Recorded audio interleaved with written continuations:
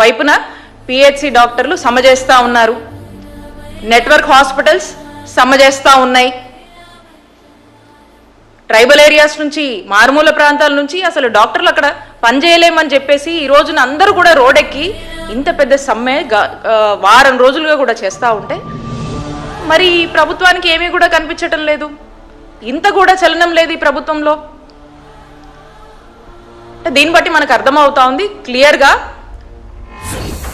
ఈ ప్రభుత్వానికి వైద్య ఆరోగ్యం పట్ల, ప్రజల ఆరోగ్యం పట్ల, ఆరోగ్య రంగం పట్ల ఏ మాత్రం కూడా చిత్తశుద్ధి లేదనేది మనకు స్పష్టంగా అర్థమవుతా ఉంది. వైఎస్ఆర్ కాంగ్రెస్ పార్టీ ఒక్కటే డిమాండ్ చేస్తూ ఉంది, మీరు ఈ